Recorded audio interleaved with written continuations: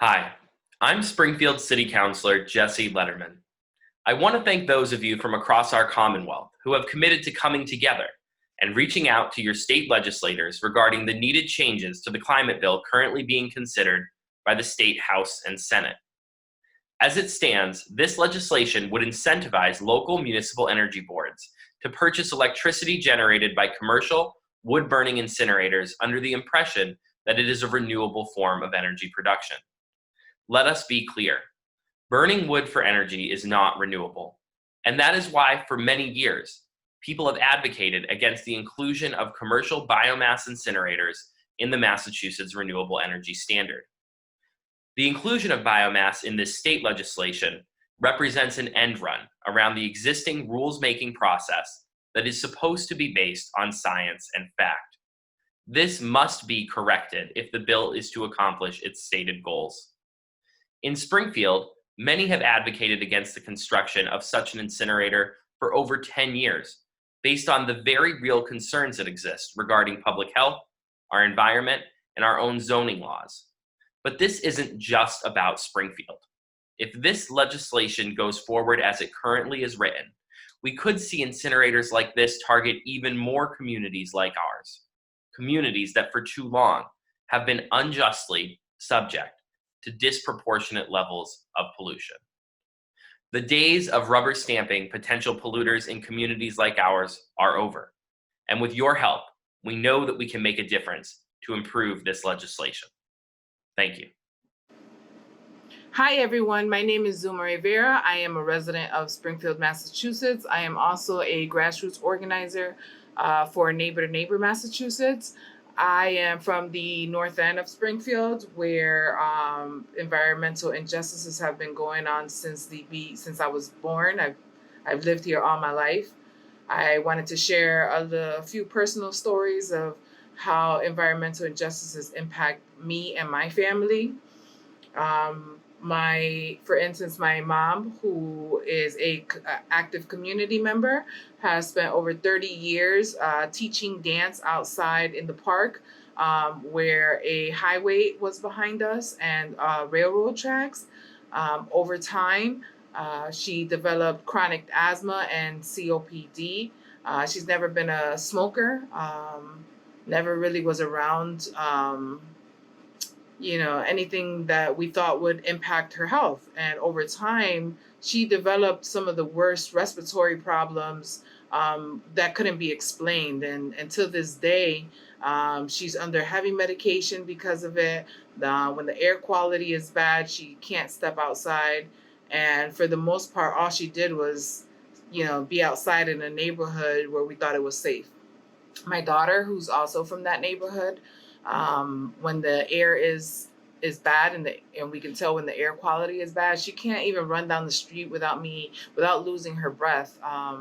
And so I have to end up giving her treatment for asthma as well as pumps just to make sure that her respiratory system is at a go. And myself, during allergy season, and I too suffer from having to give myself some medication because I cannot breathe. And so this makes our quality of life very difficult. And so I'm urging you all to contact your neighbors, because it's not an issue that's just impacting us who are in these disproportionate communities. It's going to impact everyone. So anyone that has respiratory issues, your grandmother, your aunt, your sister, whoever it can be, it's going to impact everyone. And the radius around this biomass plant that I'm learning, it's very far. And so we're all going to be impacted. So I'm glad that you are on here, because I am urging you to call, your legislators, people in the committee, so that they too understand that these impacts, this language that we're trying to adjust, is not good for us in the long run. And so we want to make sure that we are living and taking care of our home, the ecosystem, the land that we live on, and we want to think about generations afterwards. Kids like my daughter shouldn't have to worry about COPD when they get older, but they do. It's almost like a norm for them to get sick because of these environmental injustices. And so let's start breaking some of these chains and really start taking care of the land that we live on, and respecting it, right? And so I'm urging you all to just make a call and let them know that we really do care. And so thank you for listening, and we'll see you shortly. My name is Lizzie Pereira. I'm 16 years old, and I'm one of the hub coordinators for Sunrise Hampton County. Living in Western Mass, I can't think of a time when I haven't been affected by pollution. I remember being 5 years old and going to preschool in downtown Springfield. And I remember looking out the window and seeing the sky was just red. And I remember trying to take in a deep breath of air but not being able to because of how bad the air quality was. I tried to ask my mom why that was happening, but it's fairly difficult to explain to a 5-year-old what an incinerator is.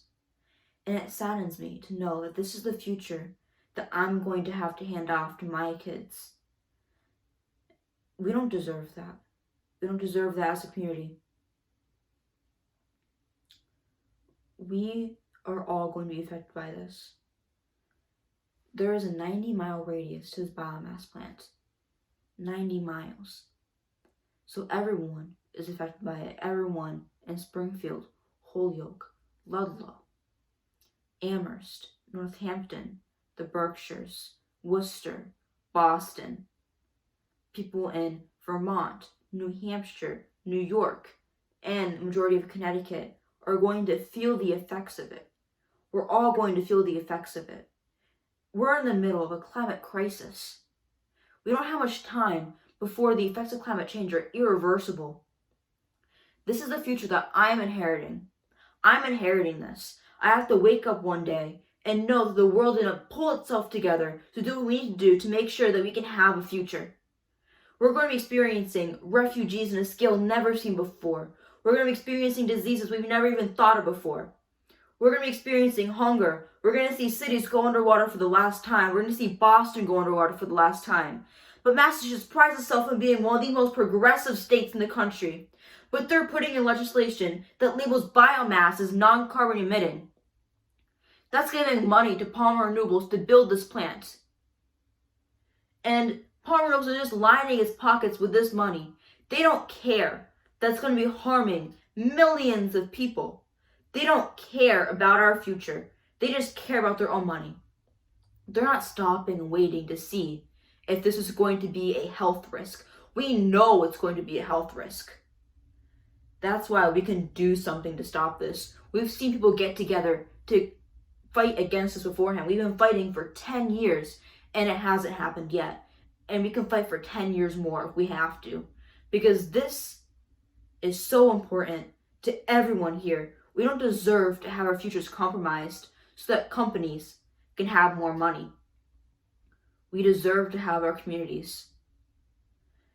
That's why we need you to make calls to your state reps, to your senators, to the chairperson on the conference committee that's overseeing this. We need to remove the piece of legislation that labels biomass as non-carbon emitting.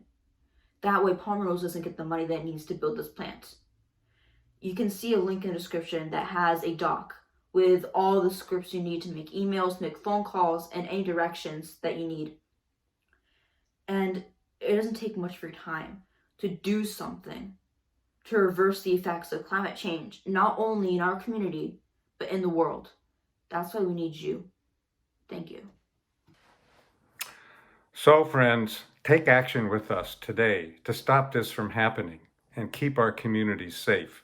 There's currently a bill in conference committee at the Massachusetts State Legislature that will classify biomass as renewable non-carbon emitting energy. This is not only false, but would allow Palmer to build this polluting plant. Our ask today is that you make 3 calls and send 3 emails. 1 to your state representative, 1 to your state senator, and one to the Conference Committee Chairperson, Senator Barrett.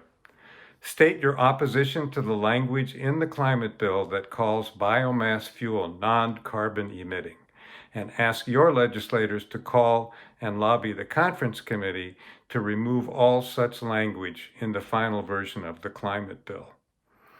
Go to this link, bit.ly/Clean Air Springfield, no spaces, for scripts, for phone calls and emails, tips for phone banking, and how to find out who your legislators are and their contact information. We need to bombard the Conference Committee with objections to this dishonest and dangerous part of an otherwise pretty good climate bill. Let's keep our air clean, our communities healthy, and our futures bright. Thank you for your help.